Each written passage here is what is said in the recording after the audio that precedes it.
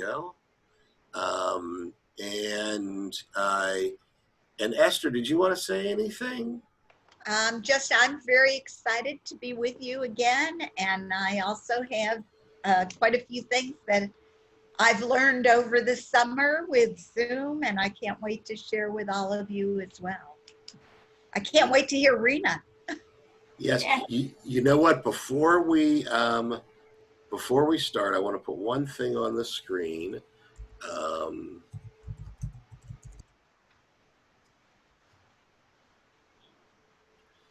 And that is because this is a learning session. I think it will be appropriate for us to make it a holy learning session. Perfect. Can you read this? Yes. Yes. You can read this? Baruch atah Adonai Eloheinu melech haolam asher kiddushanu b'mitzvotav v'tzivanu la'asok b'divrei Torah. Blessed are you, God, ruler of everything, who makes us holy with commandments, commanding us to engage with words of Torah. This is the Torah that we learn together is Torah, is learning how to learn. And this is a sacred thing to do. And so with that, let's learn from RENA.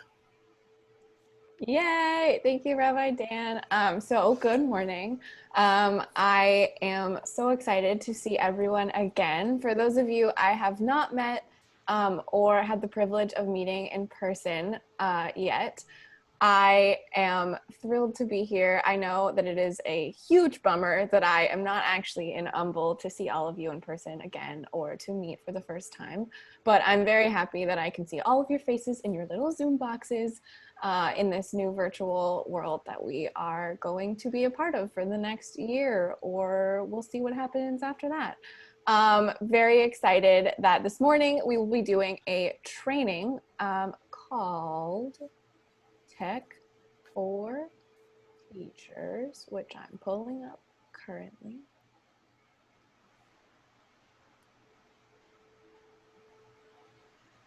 Yeah. Okay. Can everyone see the title slide of this presentation? Give me a thumbs up in your Zoom box if you can. And let me just ask another question. Great.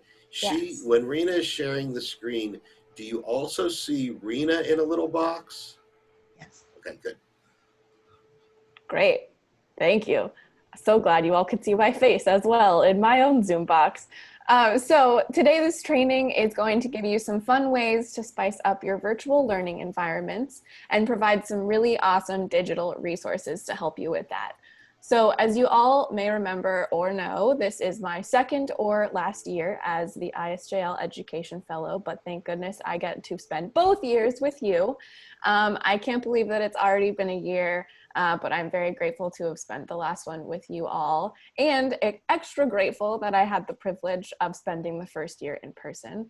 So I know that we are all at different levels in terms of our familiarity with technology. So I want to say before we start that for some of you, this might feel a little basic, and that's okay because review can't hurt. And then for those of you who, even after this training, might have some concerns, that's also absolutely okay. We are all human, and I want to also be someone to remind you of all of that. And I'm here for you as much as I can be, and I will do everything I can to support you through an online religious school environment. So we will begin, and I will show you our agenda for today. So first, we will have introductions, which is kind of an icebreaker of sorts. So we have a lot of awesome stuff planned, and the first part of this agenda will be using a Zoom function as a quick introductory activity, which I will explain as we go. After that, we will dive into where to find virtual programs and the new virtual lessons that Isjl has rolled out for whatever environment you all are entering into to help you along the way. Third will be the major technology part of this training is the technology workshop, which will focus on Zoom functionality and some Zoom optics and Zoom functions that can help you spice up the classroom and figure out how to do breakout rooms and all that jazz. Then we will have a brief little synopsis of some digital classroom resources, and some of those you will get to play along with. And then we will learn about a very cool program called Pear Deck that Carrie introduced me to. We will have plenty of time and space for questions. And if we don't have time within the training to answer said questions, I'm happy to save the chat and then respond to the questions post this training, so that I make sure you all get your questions answered and have all the information you need to move ahead. And we will have some time for reflection and personal goal setting and a debrief. So we can get started into the brunt of it, which we will be doing something with our rename feature within Zoom. So to do that, in case you have not used the Zoom rename feature, you're going to go to participants at the bottom of your screen, click more next to your name, and then choose rename from the menu that pops up. You can also hover over your own little Zoom box, and there are 3 little dots at the top right-hand corner, and then rename is on the drop-down menu. And your task is to change your name to first name - grade taught, or whatever your specialization will be this year.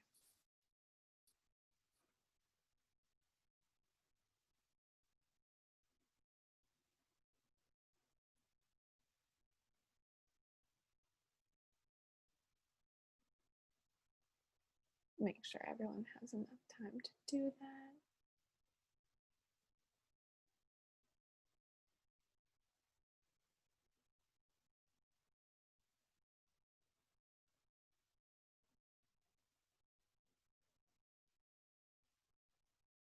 Awesome. Well done, everyone. Okay. Sorry, now I'm like messing around with all the Zoom faces and where I can put you best so I can see everyone while I'm also doing this presentation. Okay, so that's also just one of the really simple features within Zoom that you can use as an icebreaker, a mixer, whatever you want to do to mix up your classroom and the monotony that may be learning in a virtual classroom. And we will do stuff with this feature throughout the entire presentation. You will also notice that throughout the presentation, we will have several little mixers thrown in there to kind of just break up all of this online information that I'm throwing at you to get you started. So thank you for doing that. And we will start with the Isjl wonderful virtual lessons that we have adapted to fit your classrooms. So they are very similar to what you are used to with our wonderful, amazing, thoughtful, creative, transformational, trans-denominational, life-changing, fully scripted Isjl curriculum. They are exactly like that. They are just shortened to be 1-hour Zoomable lessons. So it is the same exact content. We've just decided to get rid of the break time. We've decided to cut out the Hebrew. If it references a Hebrew spiral, we have decided to get rid of that and really focus on some activities that still kind of get the VAK or the virtual, or the visual. As you could tell, I am steeped in a virtual summer already, but a visual, auditory, and kinesthetic learning styles. So most of it is visual because we are in a virtual world, but we also want to make sure that we still include that kinesthetic. Kids are moving and kids are getting these activities where they are not just sitting in front of a screen. So we have gone through the lessons, we have cut it down to 1 hour to include as many creative activities as possible and to make sure that we are getting across the key content areas in every grade. We have also gone ahead and created accompanying slide presentations that go with these shortened lessons, which you can have pulled up on whatever device you are using and streaming from to share with your students as a roadmap for your class session. All of the virtual lessons are 1 hour long, and so each lesson has fewer activities, but that doesn't mean that you should not do Hebrew. Our Hebrew spiral, our Hebrew curriculum is actually pretty easy to just do via a virtual setting. Most of it does not have to change, but you are also free to do whatever you wish for a Hebrew learning session as your own congregation. I know some people are using JI Tap for Hebrew games. We recommend Hebrew through movement. We recommend Aleph Bet Yoga, whatever you want to do to still make sure your students are getting that Hebrew throughout the year. So we want to ask right now if there are any questions about the format of these virtual lessons before we move on. So did you say that you can move the boxes around? Like where you see your face? Yeah. Yeah, so Or where I you have it. see individuals and stuff, right? Yeah, so I have right now on my screen is the slideshow, and then I have all of your faces in a separate pop-out box. So where you see my face, are you only seeing my face? Okay, so up at the top of where my face is, there should be 4 little options of little bars. Do you see that? There should be these options to either just see my face, which is the second one from the left. There is one that has 2 bars where you can see several people's faces. And then there is a grid style button where you can then see everyone who is present. It does take up a lot of space on your screen though. But you should be able to see everyone's face again. And you can move the center bar where she's sharing the screen. You can make it bigger or smaller so you can see more faces.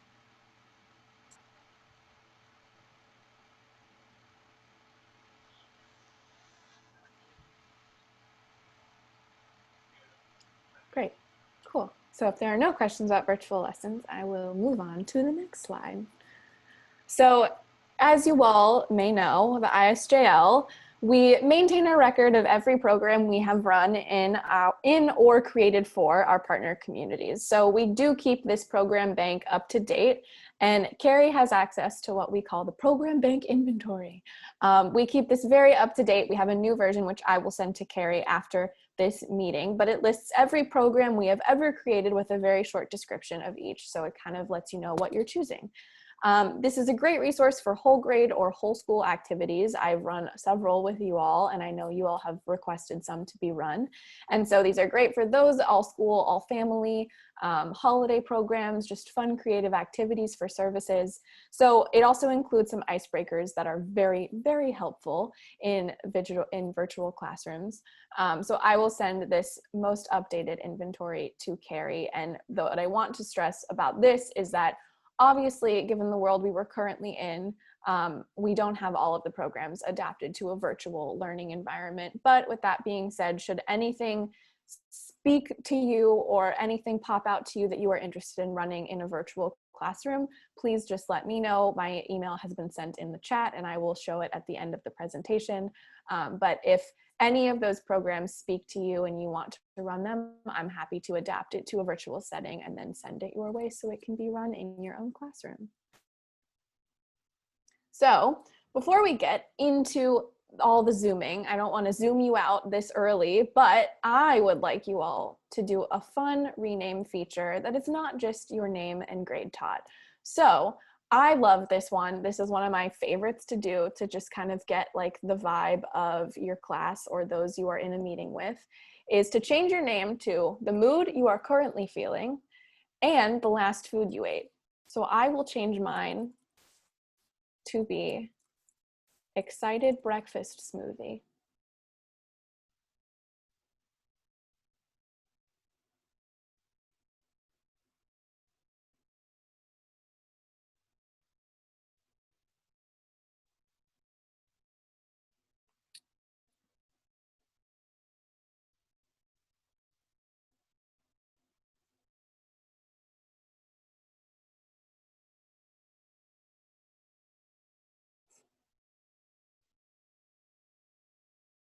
And if anyone has questions or if you forgot how to change your name, please let me know. I have another suggestion. If you see your face, you don't have to go to participants. You can go to your face and there's 3 little dots and you click that and you can also rename it that way. You don't have to go to participants. As long as you can see your little face in your box, you can rename it that way. Correct. Thank you, Sherry.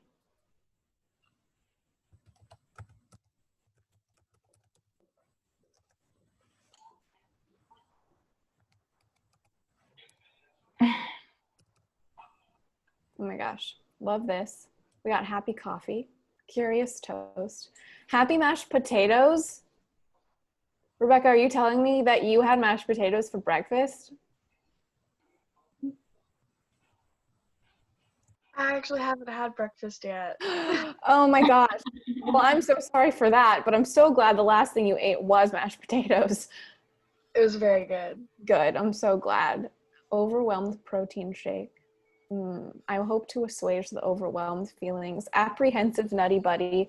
So excited you ate a Nutty Buddy last, but very, very eager to ease the apprehensive attitude that we are here with. I hope that you don't leave as an apprehensive Nutty Buddy, but a content, calm Nutty Buddy. All right, awesome. Thank you all. So that one's really fun. I love seeing what people eat, first of all. And I also like, it's nice going into a classroom and kind of knowing what kind of mood your students are in and kind of getting to know, like, if they're sad or if they aren't very talkative, like maybe don't pry, maybe try to not do an activity where you make them speak if they don't feel like that's how they want to participate that day. So that is another fun way to rename. So we will start with the Zoom functionality of screen sharing. So as you all can know, I am currently sharing my screen. So we've learned to rename ourselves, but basically the share screen button is one of the most commonly used in Zoom classes. So the share screen button is a green button, which is at the, I'm trying to think about direction. So the green button is right in the center at the bottom of your screen. I don't know if you're able to see this if you are not a co-host. Yes, Carrie's nodding her head, excellent. So you should be able to see this button. I don't believe you can share your screen because I am currently sharing my screen. But basically what you have to choose is, as you can see, there are several options on this screen grab of what it looks like when you go to share a screen. So when you share RENA? Yeah. Would you like me to make everyone a co-host just so they can see it? They should be able to see the share screen button even if they are not a co-host. Okay. Sherry's nodding her head. Thank you, though. So when you click on the share screen button, this is the menu that pops up. You have a window that shows you everything that is currently open on your computer, and it allows you to choose which window you want to share. So if you want to share your whole desktop, you can switch between windows that you're sharing. Whereas if I chose one window that I have open, I can then move from different windows on my laptop while the students or participants are only seeing the window I have open. Yes, question. Rena, we can't see what you're saying because ours has been disabled. Our share screen is disabled. So what you're saying, I believe, is on the share screen that we can't see. I can see it on mine. You can if you press the green button? Oh no, I didn't press the green button. I'm just looking at her share screen. It shouldn't allow you to share while she's sharing. Like you have to take turns. You can't multi-share. I don't think you can share unless you're a host, but you can see the button. Right, correct. Yeah, but your button's not active right now, just hers, I think. Correct. But do you see the, what do you see? I just see this, the screen that says. If we click the button for share, it pops up a little box that says you're a host, so therefore you cannot share your screen. Correct. So I'm not asking any of you to share your screen. I'm very happy to know where the button is, but is everyone able to see my screen currently, or should I stop my share and reshare so I make sure you see it? Thumbs up, it is good. Yes. I can see your share. Okay, great. Okay, thank you all. So I know that you are not able to currently share your screen. Fortunately, that would be a disaster if so, because then people could just snatch your share screen from you and we would never be able to manage a classroom. So that is a plus to being a co-host or a host and participants not having that privilege and you being able to keep a relatively calm, manageable classroom. So we will now move to the screen sharing advanced. So once you have gone through the basic screen share, I'm hoping that you will more than likely not need the screen sharing advanced. But the one thing I do want everyone to be aware of when advanced sharing your screen is the one in the middle I don't know if you can see my cursor, but it's the middle that says music or computer sound only. So this is a great option if you want to play music softly while students do work, if you have a journaling activity that students are doing in class, or they're all working on a craft and you want there to be not silence while they are all doing that, or if you are listening to a song as part of a lesson. It's very important that that button is chosen so that the music and computer sound is what is being heard, and nothing is disturbing that. So at the bottom of this window, there are also two little check boxes that you always want to use if you are sharing a video. So it says share computer sound and optimize screen share for video clip. So the one on the left, share computer sound, ensures that your participants hear the sound full quality. And then the one on the right, optimize screen share for video clip, helps to avoid any kind of lag time or mismatched audio that comes with screen sharing, so that there's no like lag between participants, what they're hearing and what they're seeing. Those are two very important options. Next is a very fun element within Zoom, which is using the Zoom whiteboard. So the whiteboard is a great place for brainstorms, collaborative lists, drawing, or even some games to play in your class. So it also has a quick way to include visuals while answering questions, like you would normally write on a chalkboard or any kind of board in a classroom. So you can access the whiteboard in the screen sharing basics window that we discussed earlier. And once you share, there are all kinds of writing and drawing you can do that students can participate in by using the annotate function. I have taken a screenshot of where the annotate function is found. It is, I know it might be confusing because it's a Zoom screen cap within a Zoom screen share. So I will explain where it is so as not to confuse you anymore. But the annotation toolbar includes a pen that you can change colors to draw with, a typing tool with changeable text color. There are stamps, like there are heart stamps, which I really enjoy. There's an eraser, and importantly, the person who is sharing the whiteboard also has the option to clear all annotations at any time. So we are actually going to practice using the whiteboard together. So in a moment, I will share my screen as a whiteboard, and I want all of you to then go to the top of your screen where it says View Options and choose Annotate. So I will stop my share very quickly and pull up share again and click on whiteboard. So are you all seeing this big old whiteboard? So now is your time to just play around. You go up to where the option, it says View Options. You use the draw down menu and you click Annotate. I will add some heart stamps. Some star stamps. Andrea wrote her name. Lovely, lovely script you've managed to maintain on an Annotate whiteboard. Someone's drawing a sun with a smiley face. So this is great. So this is really useful when students want to have some time to answer a question, or you ask them to practice a Hebrew letter. Very helpful in knowing how to write, a creative way to answer questions, a nice place for brainstorms. There's also the option to add text box. So I have just added a text box and I will write Temple Beth Torah. And you can drag this around and move it. Awesome. So I will also do something for us, which is something that the co-host or host of the room can do, which is save the whiteboard. And that's a great way to save all of the notes that have been taken, and then you can send them out to the class participants later. However, as much fun as it seems we are all having on the whiteboard, I will do the terrible thing teachers do, which is clear all of your beautiful work after I have saved our whiteboard. So in 3, 2, 1, I've cleared everything. And for that, I am so incredibly sorry.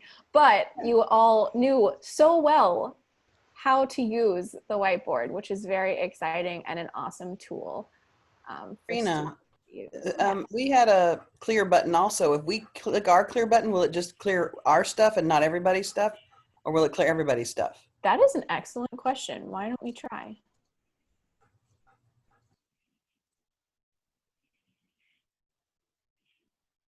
All right. So if everyone could once again get in the mind of a child and just scribble to your heart's desire.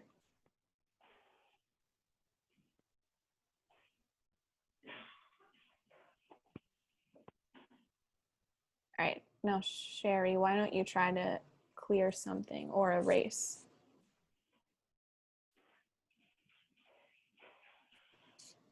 I've hit it, but I didn't. I think only my stuff disappeared because not everybody's stuff left. Okay, good to Yeah, know. just my stuff left when I cleared. Okay, good. Okay, great. So it is the responsibility and power of the teacher to have the ability to erase all, which is a great power. It looked to like there wield. was an option of clear my drawing or clear all drawings. Mm. Only if you're the host, I think. Oh, okay. Okay. Wonderful. So that was great. Very glad you all now know how to use whiteboard and can have so much fun to your heart's desire with that one. But also know that with the whiteboard comes some rules of participant management. So it's one of the easiest parts actually of running a Zoom, but be sure not to overlook its importance just because it is easy. So all of these functions can be used by clicking participants at the bottom of the screen and then using the icons and menus next to each person's name. So a great way to manage your classroom, and for those that you may typically have a harder time dealing with in a class where they like to be very talkative, you have the glorious mute button on Zoom, which is excellent and we used extensively during conference.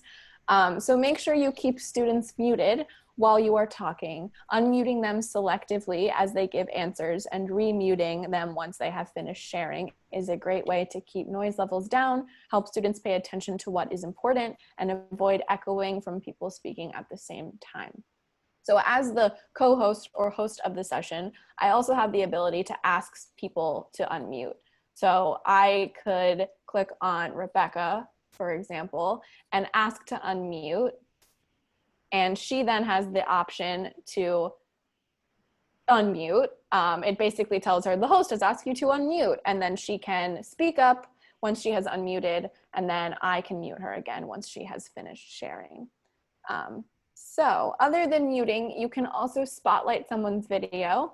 You can stop their video. You can make said person a host. You can allow them to record. You can ask them to rename, or if some students get it in their mind that they would love to name themselves an inappropriate joke, I don't know what teenagers do, you then can step in and rename them back to their own name. You can also move students to the waiting room if they're being a bit obstructive.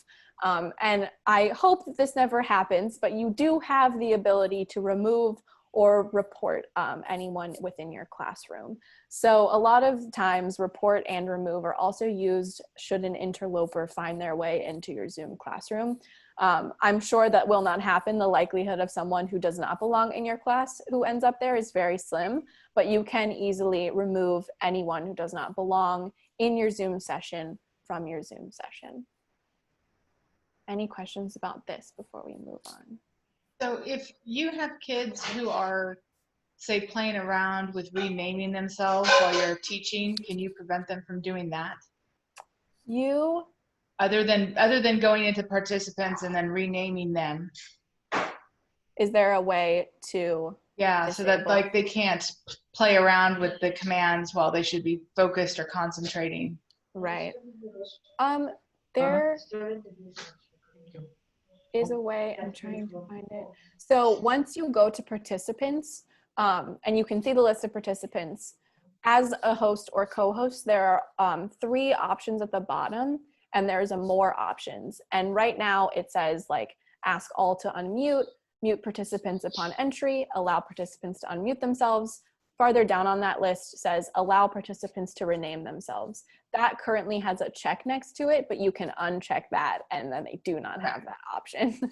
Perfect. Yeah, of course. There's also the option, so annotating, though we love it because we are adults, if children find out about annotating, they can also annotate at any given time on any surface. So I don't have to be sharing the whiteboard for students to be annotating. So they could be annotating on any slideshow you have up anytime you're sharing your screen. So you can also disable annotating. And by doing that, you go to, you can go to more at the bottom where all of your, the little bar is with mute, stop video, etc. There is the more option and you can pull down that list and it says disable attendee annotation. So if that also gets out of hand and you need to manage that participation, you can also disable annotation just completely. Great.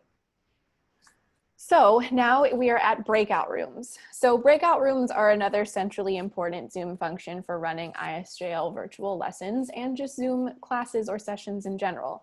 So as a participant in Zoom, when the host puts you in a breakout room, all you see is this little window that pops up. And I know it's not great quality, but it says the host is inviting you to join breakout room 1. So as a presenter or host on Zoom, there is more to work with when doing this. So to open breakout rooms, you start by clicking the grid icon at the bottom of your screen labeled breakout rooms. And I believe Rabbi Dan should be able to see this,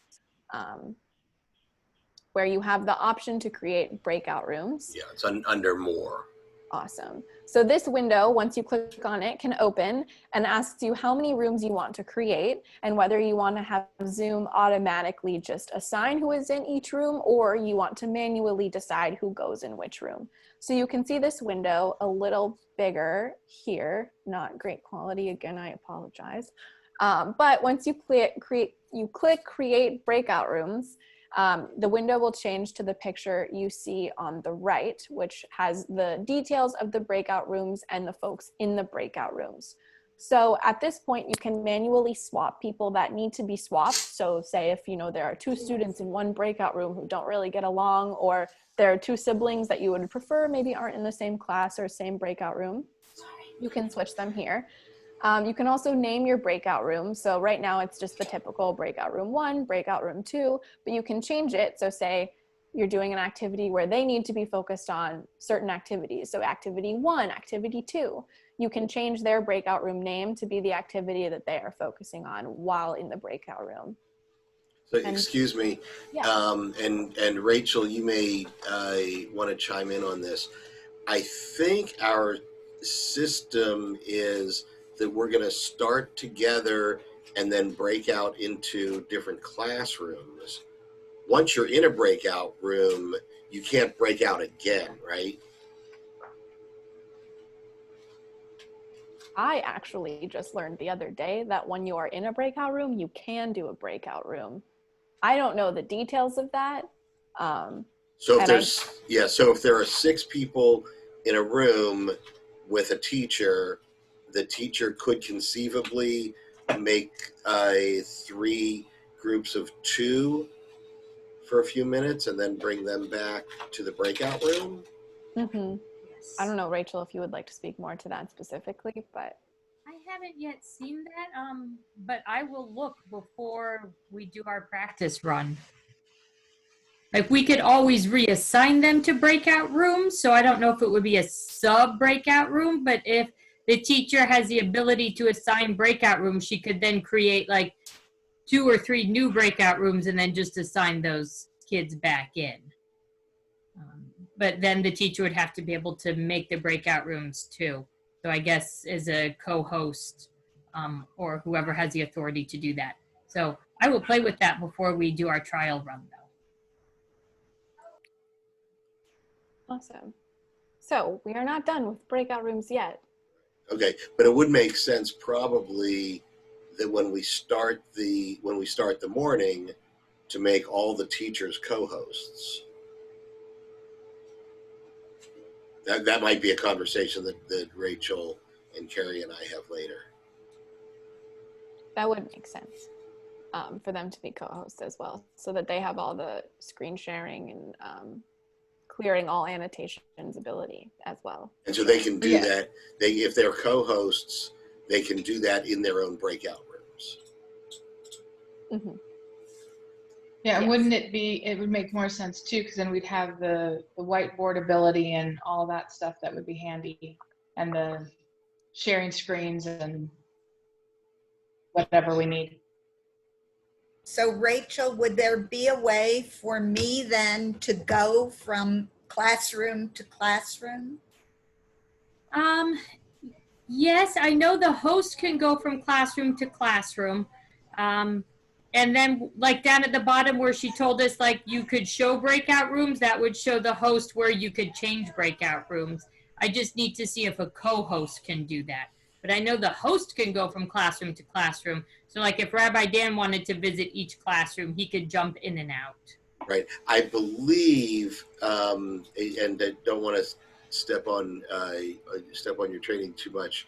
I believe that only the host can do that, and the host can designate a separate host. So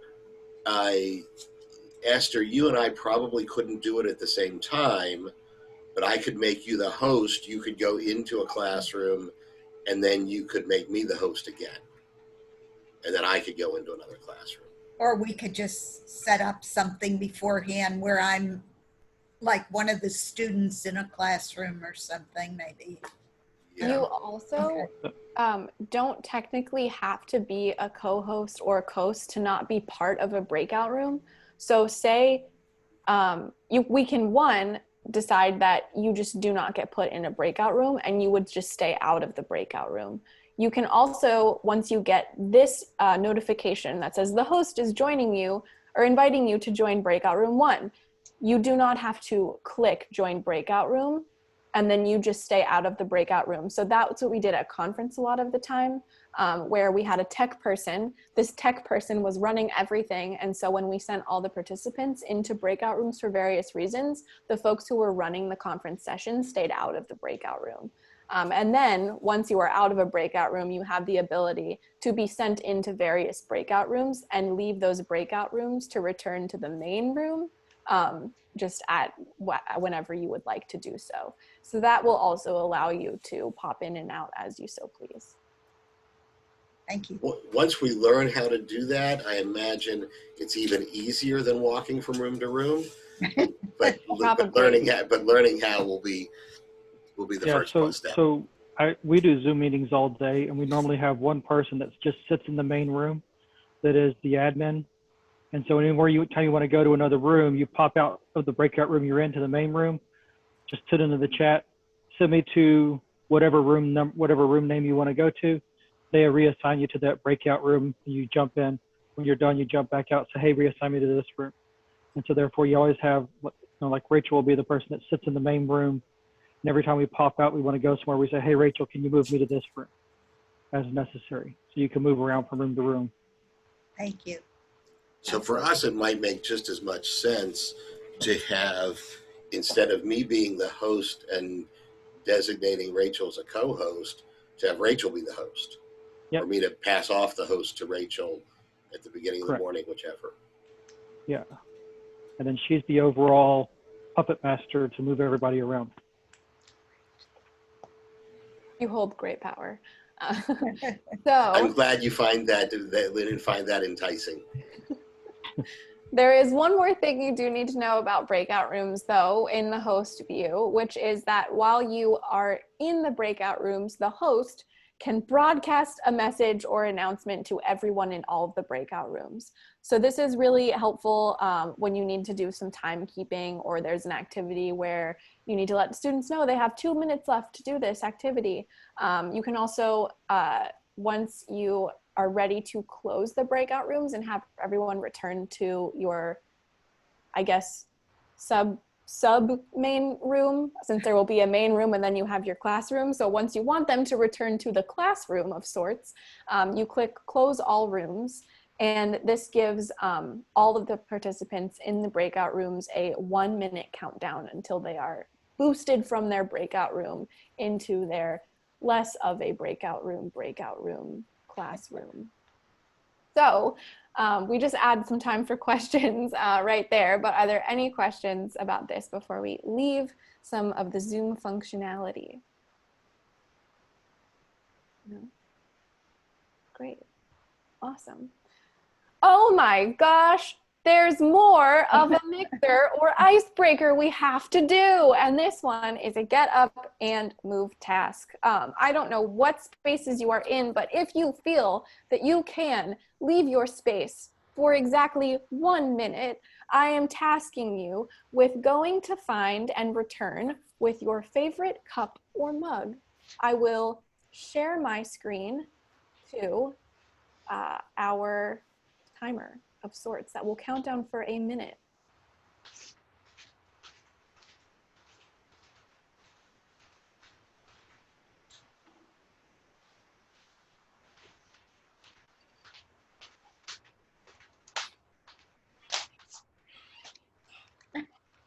Oh my gosh, Esther's already back with her favorite cup and mug. Love it. Starbucks. Oh, Starbucks, of course. Classic. But cold Starbucks. I love those insulated tumblers. Personally, they're my favorite. I have 2. Oh, Oh. I like to put this one in there because I have a weakness for mugs. I collect mugs at a disgusting pace. Everywhere I go, I get a mug. My roommates are appalled.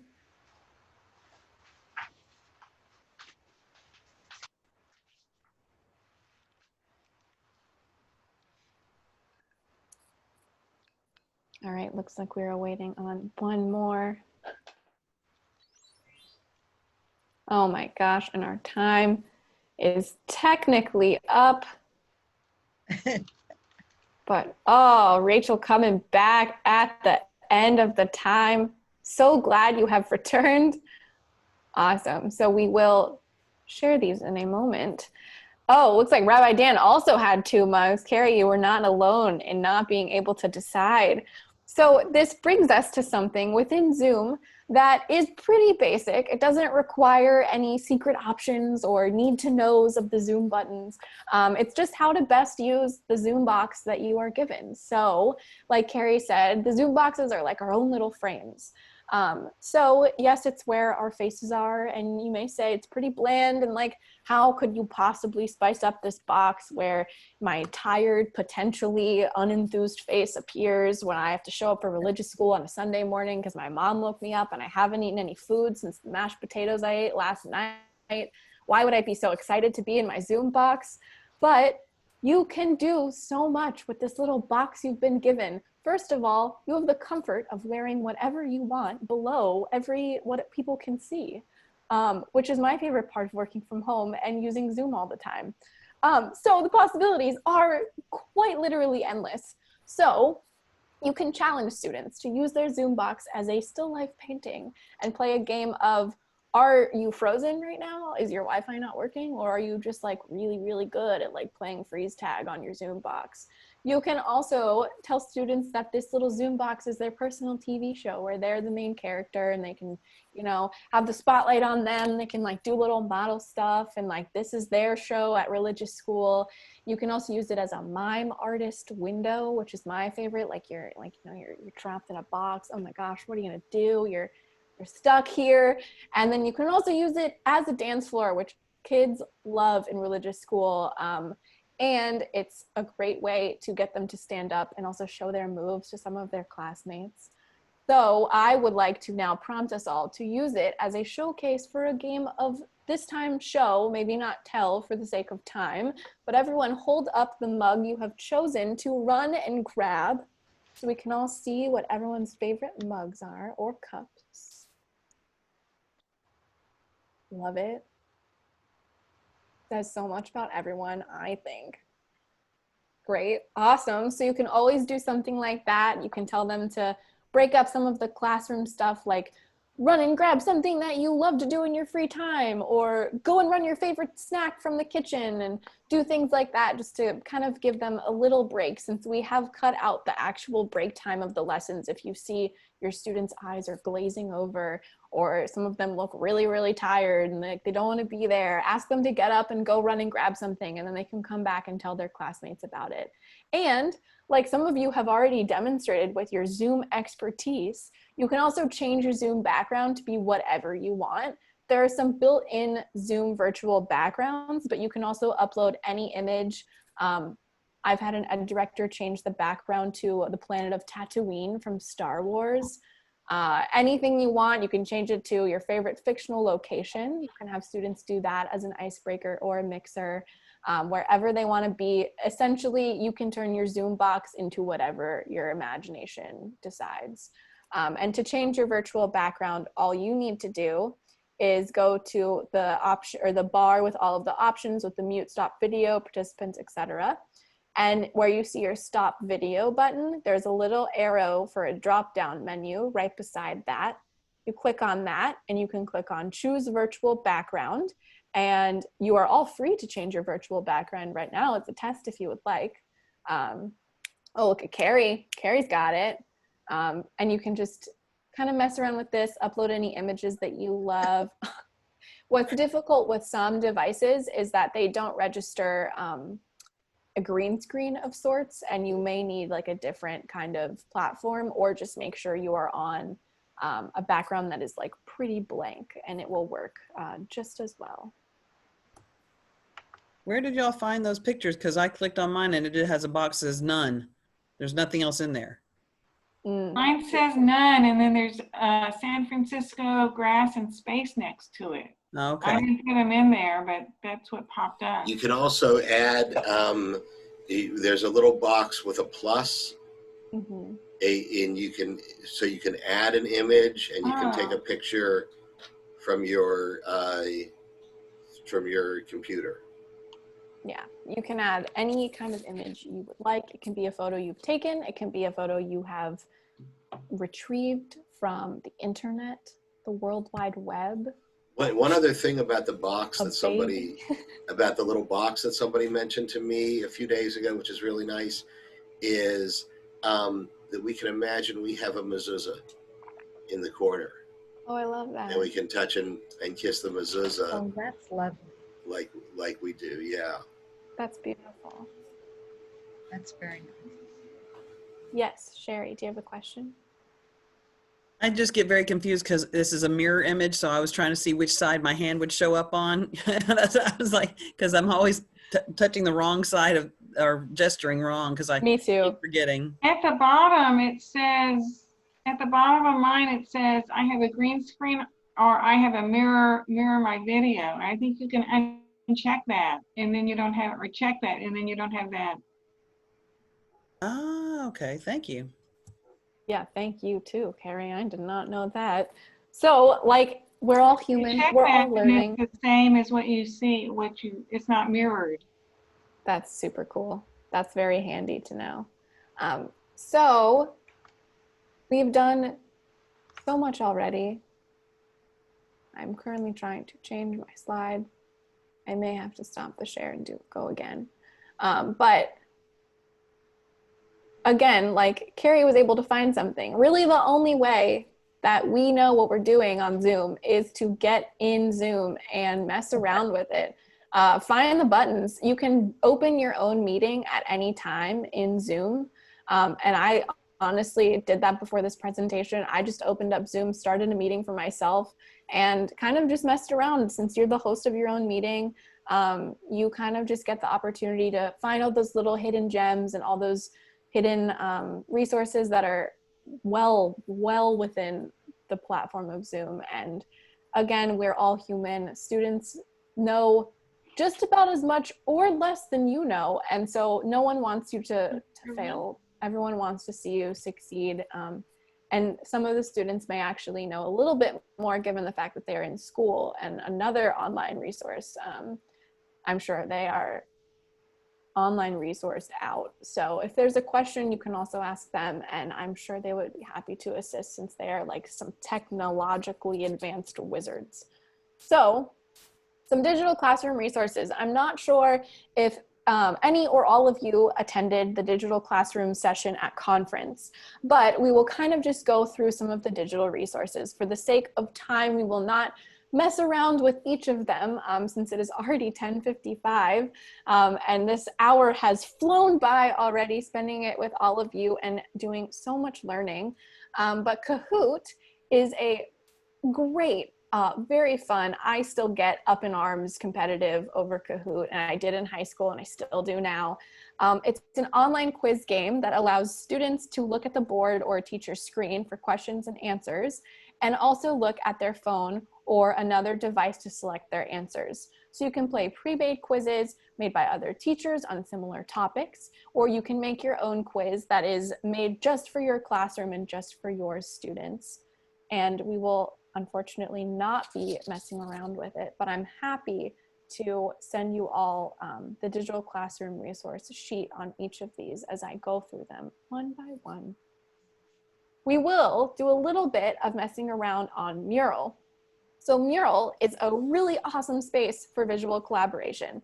So participants can use Post-it notes or pencil tools to draw and add words or images to projects to set up by their instructor to create a more interactive lesson plan or presentation. So I will click on this link. I will stop my share, and I will also send the link to all of you in the chat. So please give it a shot. So please go to this link and you will be answering the question of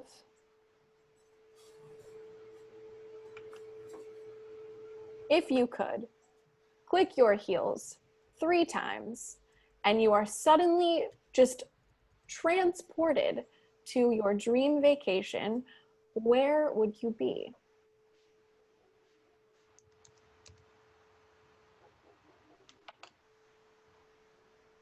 Are we supposed to do that on Mural? Yes, so if you click on that link, I can also try this link if the other link is not working for anyone. So that link sends me to a sign-in page. Yes. Okay, great. Here, try this second link.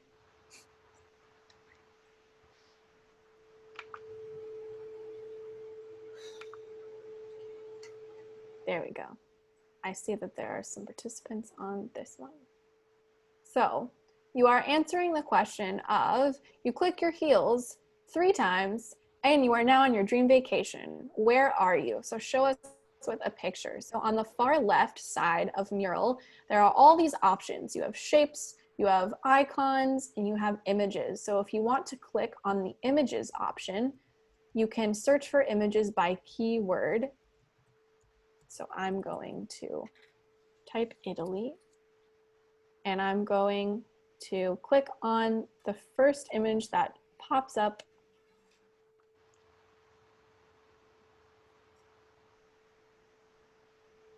And drag it over to our mural. And what's important is you may be zoomed in pretty far on this page, but make sure you zoom out because we have a huge mural space to work with.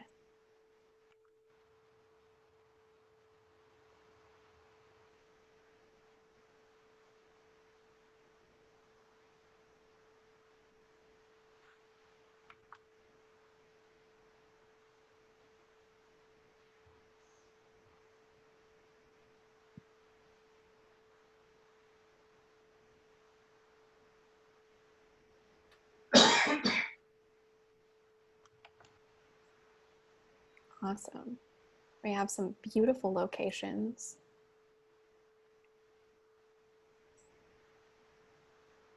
I'm going to ask that everyone takes about 30 more seconds max to find their photo and then return back to us at Zoom. And when you have returned to the Zoom screen, give me a thumbs up. I'm not seeing where y'all finding these pictures.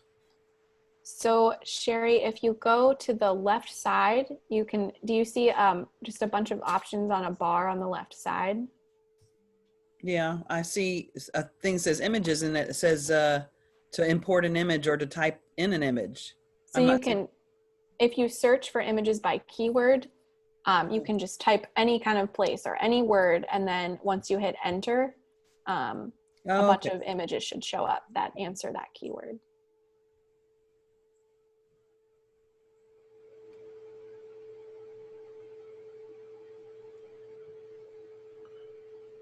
And then you drag it. There we go. Drag it over to Mural. Maybe take 15-ish more seconds. And then when you've returned to the screen where we can see all of our smiling faces, give me a thumbs up.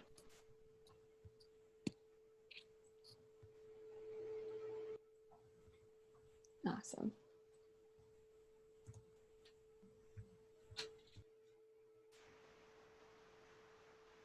So the teacher has to set up an account for that, but the kids can just, after you get an account, then you just send the link and the kids can just click on the link. Yes, so once someone has the account, you'll actually see that I am not signed in as my own account because my account, there's a free account version which expires after 30 days, which as we started using Mural as an ed team, we did not know that that was the case.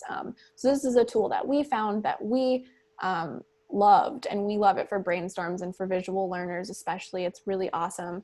But you can get a paid account, which once just anyone from the temple has, anyone can use that account to do anything within their classroom. Multiple users can also be on it at once, but the folks who get the Zoom or the Mural link do not need a Mural account. So just if the temple has an account, students can use the link and get in as visitors. Awesome. Okay. So is everyone back on the Zoom, and we are all ready to continue as we have a short amount of time left? We can go over a little bit. I think we have till 11:30 if okay. you want. Sure, that is great. If everyone else is okay with that. Great. So we will hop back in to our wonderful presentation where we left off on Mural. So Mural is, again, one of those resources that it's really fun just to get in there and mess around with it and find out all of the cool tools that it has.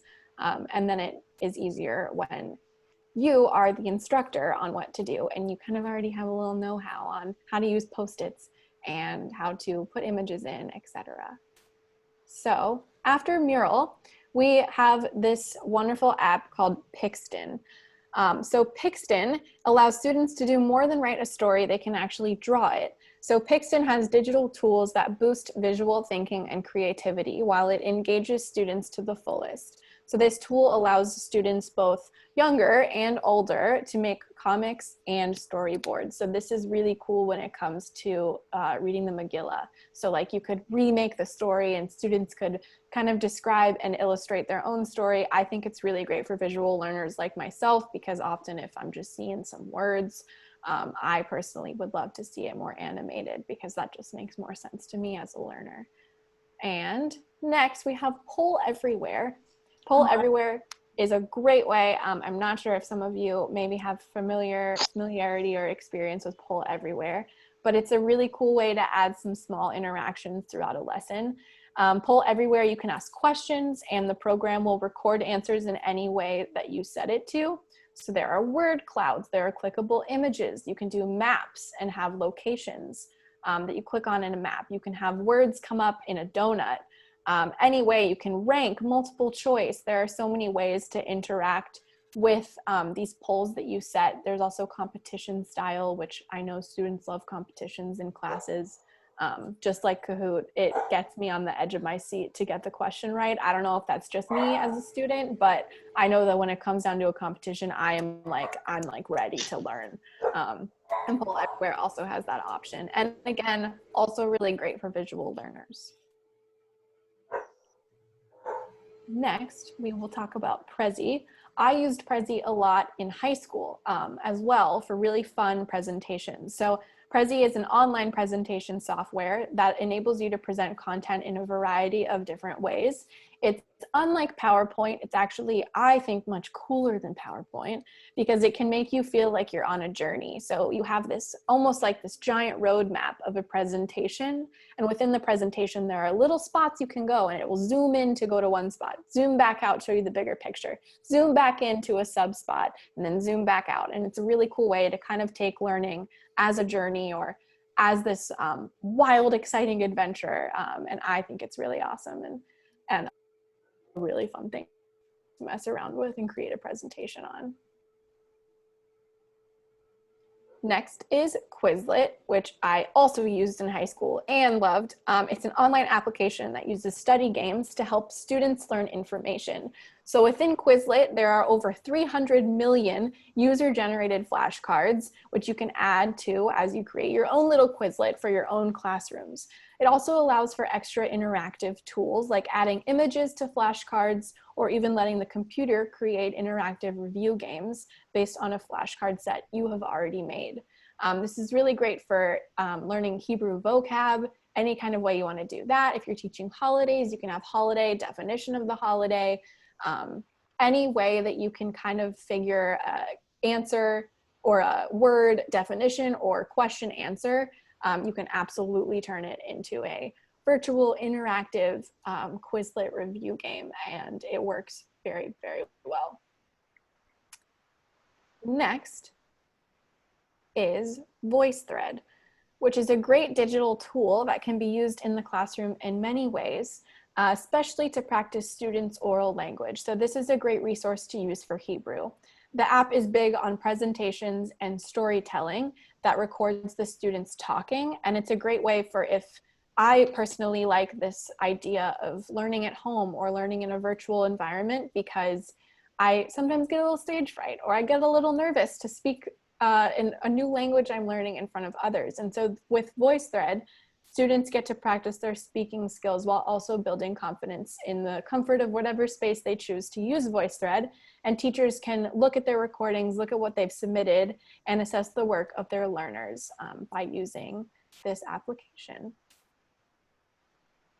So I will also be sending a digital resource sheet PDF as a follow-up to this training later today that will have all of these digital resources listed and a short description of each of them so that you can find them easier later. And these are all apps that if we use it, we need to download the app. Yes, they're also just websites. So some like Kahoot is just available via website. So is Quizlet. You don't necessarily have to download the app. If you're using a laptop or a desktop computer, you can just use the websites too. But if you're using a tablet or a smart device, feel free to download the app, and that makes it a lot easier in terms of functionality. Okay, great. So next is something that Carrie heard about and heard was really cool, and it is very cool. So Pear Deck is this fascinating system that has been put together that works with, I feel like a Pear Deck like explorer. Like I have deep dived into what Pear Deck is. So Pear Deck essentially helps teachers form better manageable and more interactive classrooms by using things that they would already be using. A lot of this has been done in secular schools and in K through 12 learning environments, but that's not to say it could not be used in a religious school setting or in a K through 7, K through high school still environment. So I'm gonna give you the lowdown on their logic model because that's what made the most sense to me in describing what Pear Deck is to everyone else. So from creative formative assessments to seamless integration designed to work with tools teachers like you already know and love to use in your classrooms, to classroom inspiration and how to create a virtual classroom, Pear Deck is on a mission to help teachers deliver powerful learning moments, engage every kind of student in their learning style, and reduce achievement gaps. So this logic model begins with inputs. What do users do with Pear Deck? So teachers create impactful lessons. They can design assign, and deliver lessons and programs in Pear Deck. They can choose instructor or student-paced mode when forming their lesson plans. They can monitor student participation and prompt critical thinking and empathy through discussion and debate, which a lot of that should be pretty similar and familiar to most of you in how you formed your classrooms. Students, on the other hand, what do they do with Pear Deck? They're able to connect and actively engage in lessons. They're able to respond to interactive prompts and activities. They're able to complete student-paced remote assignments, which is, I think, the most poignant point given the world that we are entering into and how to design classrooms. And it's an easy way to participate and communicate with teachers and their peers. So the question is, what makes Pear Deck so special? What are the activities and why would you want to use Pear Deck? So for teachers, it helps them use best practices daily. You can build new or adapt existing lessons with instructionally effective templates that Pear Deck offers you. You can build respect and open dialogue between peers and colleagues. You can utilize Pear Deck's classroom management features, which are built into the system and are also used as inspiration to help you decide how you want to manage your own classroom. You can give specific feedback to students, and you can be more guided towards and celebrated for using instructionally effective teaching tactics, which are special and unique to Pear Deck. For students, it helps them engage and build confidence. And this is interesting when submitted to a religious school setting versus a secular, say, public school that is now transformed into a virtual learning environment. So in religious school, it's also a more intimate setting. So they have time to retrieve and process information for themselves on their own devices, but not at this quick, impersonal pace that might be felt elsewhere. They can also see and discuss anonymous peer responses, which anonymity often lets students feel more confident in submitting their answers, for they don't feel like anyone will judge them for knowing or not knowing the answer, or if they submit a wrong answer and they get a little self-conscious about it. Learning is a very individual process, and no one should feel self-conscious or shy when it comes to however we choose to learn. And Pear Deck kind of prospers on that idea that anonymity for peer responses is pretty important to engage and build confidence. They can also hear their own ideas being discussed by their peers and by the teacher, and they are also able to receive specific feedback and correction from their teacher. But the outputs of Pear Deck, what does data tell us about the Pear Deck experience? That it, number one, improves instruction. Over 90% of teachers think Pear Deck is essential for remote learning. So this is made note of by people who have done remote learning for a while now and are not just thrown into this virtual learning environment. It's often been improved upon, not just because of coronavirus, but because fortunately folks have done remote learning before and have come up with wonderful processes like Pear Deck to help you use the tools you already use. 85% agree that it supports development of students' critical thinking. 80% agree that it supports students drawing on prior knowledge that they have, as would be very helpful given the fact that in religious school, there is so much buildup and so much building on the spiral curriculum that they kind of go back and get more of the content in varying levels of sophistication as they go on throughout religious school. So it supports active learning as well. The average class has 95% engagement. And though secular, Pear Deck is used across all subject areas and evenly across K through 12 grade levels. And it also reduces the cognitive load for both students and teachers so that we can really focus on religious school and on these students' individual learning styles. And also, supports are engaged. So 95% of teachers think that it helps students express their own understanding in their own way through their own learning style. 94% think students are more engaged when using something as exciting and engaging and thrilling as Pear Deck, and 90% think that it promotes peer communication. And with that, we come to the outcomes of Pear Deck.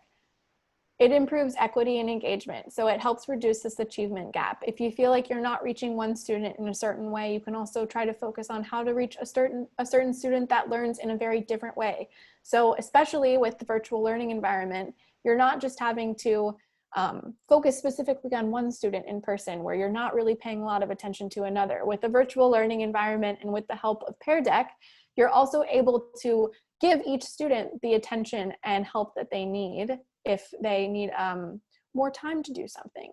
If they need clearer instruction, you are less likely to avoid that or not pay attention to that given time constraints or anything like that. With a virtual learning environment, you are much more likely to be able to give students the individual needs or meet the individual needs that they have, for we are not in person and there's not a student who maybe talks too much and we have to focus on managing them and not to the students' learning. So it also improves teacher quality and overcomes achievement gap between low income and advantaged students. So again, this difference in accessibility is if they have a tablet, if they are able to come to your class virtually, there is less that they have to think about when interacting with other students in their class, because via Pear Deck, even though there is a classroom, it's really a student to teacher relationship that is being encouraged and focused on. And we also have improved outcomes and achievement, and active learning improves, deeper learning improves, and student performance improves in these classrooms managed by Pear Deck. And we also have an improved school climate and culture, which I feel like Temple Beth Torah does an excellent job of maintaining a wonderful, accepting school climate and culture. But of course, students deal with anxiety, I'm sure. Students feel more supported and connected to their teachers and peers, and they can develop a growth mindset and social emotional skill that they may not have been able to foster as much in an in-person, which you might think is kind of counterproductive, right? Like in person, you're able to see everyone and talk to everyone and catch up, but I feel like more connected and more intimate to folks that I'm on Zoom meetings with than I would be if I was in person. And teacher retention also improves in schools that see student success as collaborative work. I will say, Pear Deck, I know I threw so much at you and you're like, what even is Pear Deck? I still don't know what it is. It's hard to explain in that it works with what you already have. And I can't say what that is, for I don't have lesson plans and I am not a teacher per se in a religious school.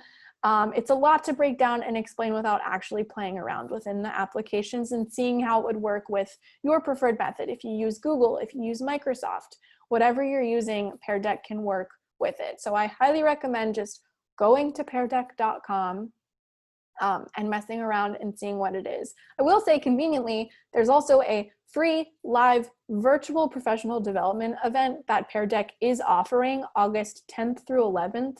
And you can go and retrieve a live virtual ticket to kind of get a walkthrough by a Pear Deck professional, what Pear Deck is essentially. And I will actually share that link with you right now to make sure that if you would like to go to the Pear Deck training and get an easier feel for what Pear Deck is and how you can use it, you will be able to do so. Is that at specific times? I think it is all day, August 10th through 11th. It's called Pear Fair, which I think is a great way of using their name.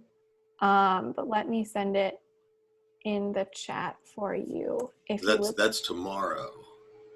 Yes, but it's also the 11th. So it is a live 2-day event from 9 a.m. to 2 p.m. CDT time. But I'm sure, just like any Zoom session or any kind of professional development given in a virtual world, you are free to pop in and out as you so please, as it works with your schedule, whatever works best with you. And 9 a.m. PDT would be 11 a.m. Central Time. It is in CDT, actually. Oh, it's CDT, okay. Mm-hmm. Okay. So that's our time, yeah. Yes, so 9 a.m. to 2 p.m. Should you feel so moved to figure out more so what Pear Deck is and how it can work with your classroom, please feel free to join in on that conveniently timed professional development. And with that, we are coming to a close. I know I have thrown so much information at you, and I so appreciate your patience and your understanding and your willingness to listen to me talk for over an hour about digital resources and technology, and know that I am just human. We are all human. We are all learning, and you know, taking it day by day as the world changes day by day unexpectedly, and we are doing what we can. So this is my one final brain break to you and all that has happened. We've learned about so many cool resources that can be used throughout this school year online. So I prompt you to go to the chat and let us know which digital resource you are most interested in or most looking forward to using in your digital classes.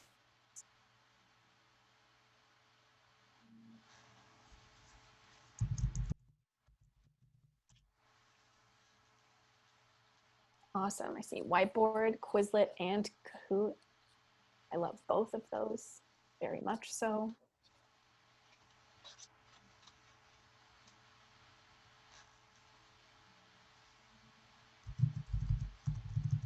Kahoot, awesome. 2 for Kahoot. Thank you so much for sitting through this session. I appreciate it.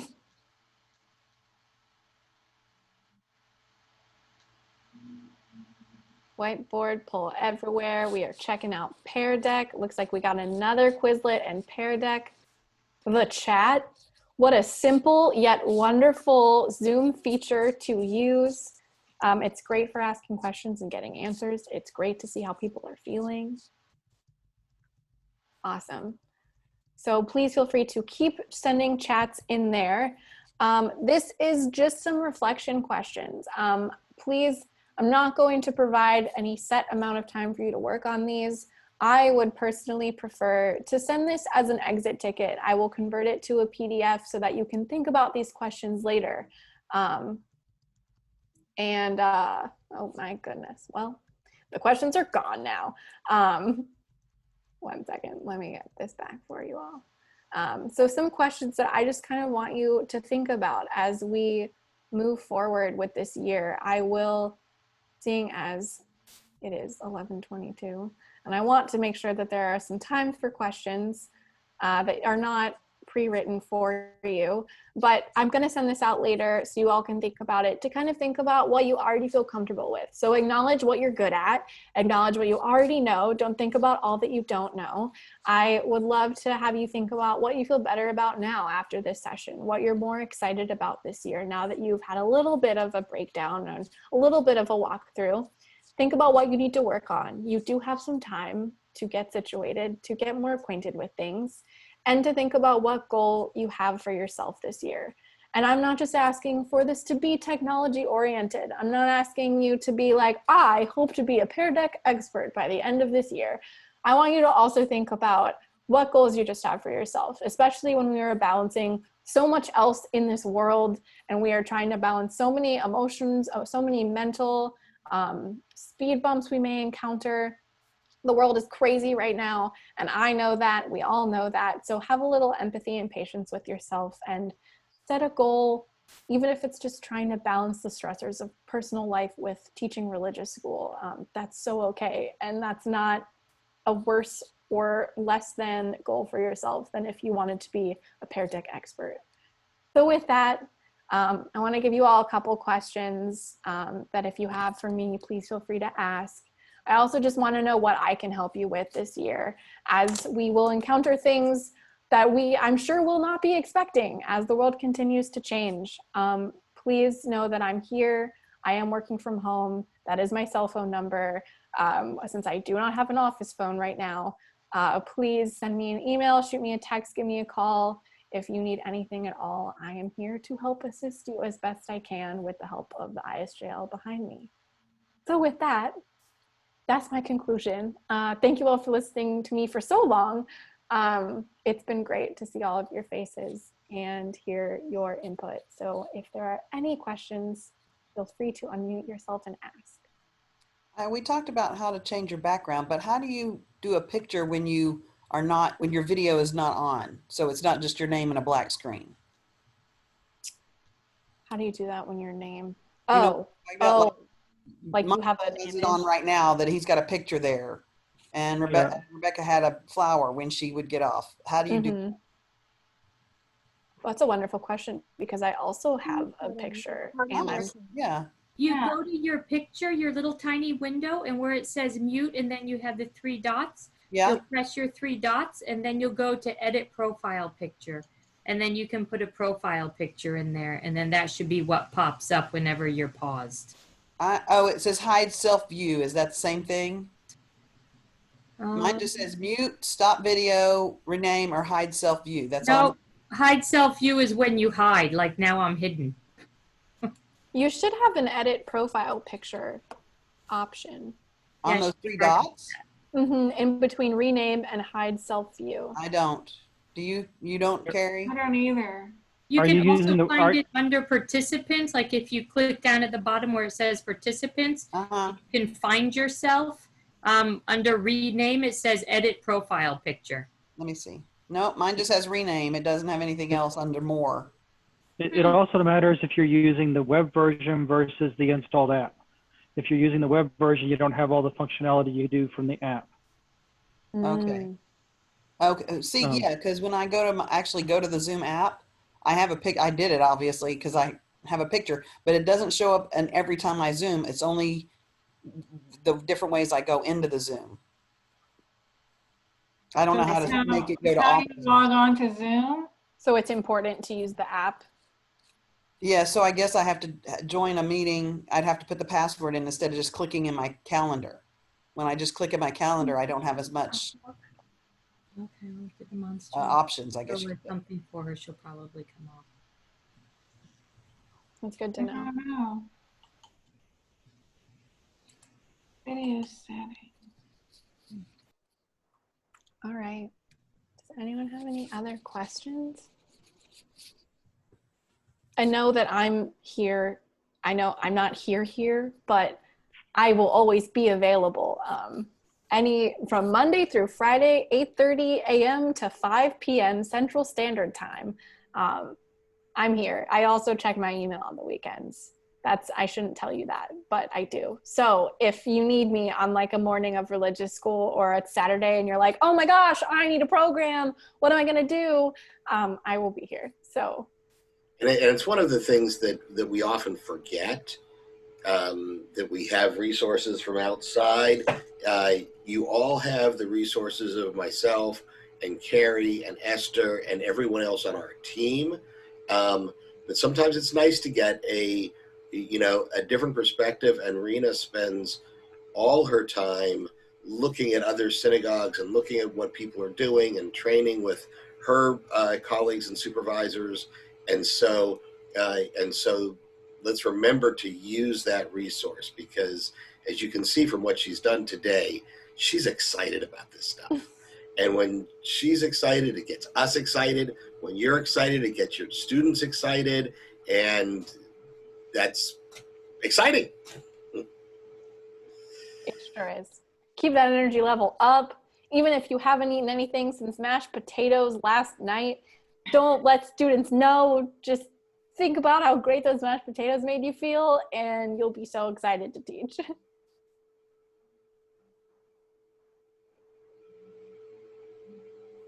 Esther, that's actually kind of funny. I also have another Zoom at 11:30.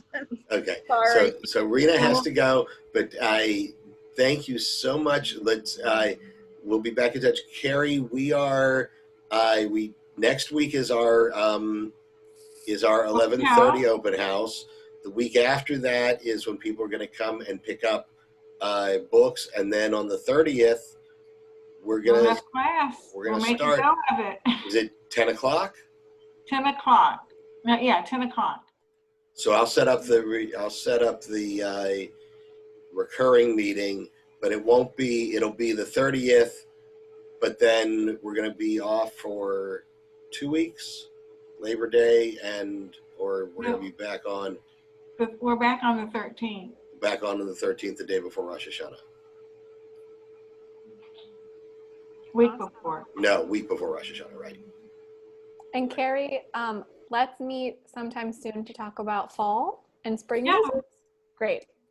And I will send everyone a follow-up email later today with digital resource PDF, PDF with some really cool Hebrew games that can be done in a virtual setting, and your personal exit ticket that you are free to do and think about some goals for yourself this year if you have the time or energy or want to think about those things. And I will send Carrie the updated program bank. So if you see programs you want, please feel free to reach out and I will make sure you can do them in your virtual classroom. That's so great. I hope you all picked up some tips that you can use when you get students in your breakout sessions. How do you feel now, team? All Great. right. Yay. All right. Bye, everyone. Moving in your box. So. Yeah. Just do some waves. Yeah, we can touch each other's shoulders. Yeah, look at that. That's great. All right. Bye, everyone. Bye. Good to see you. Have a great rest of your day.